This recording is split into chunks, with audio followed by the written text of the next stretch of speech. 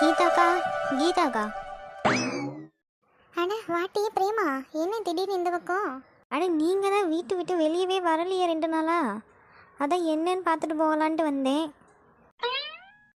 அட அது ஒன்றும் இல்லாட்டி கொஞ்சம் வேலை கிடந்தது. அதுவும் இல்லாமல் டயட்டில் வேறு இருக்கேனா, அதான் சரி எதுக்கு வெளியே சுற்றிக்கின்னு சொல்லிட்டு கம்மனு உள்ளே கிடக்கேன். என்னக்கா சொல்கிறிய? திடீர்னு டயட்லாம் இருக்கிய? என்ன? அட அது ஒன்றும் இல்லாட்டி ஏதோ கொஞ்சம் பூசினாப்பில் இருக்க மாட்டுக்கு தெரிஞ்சுது.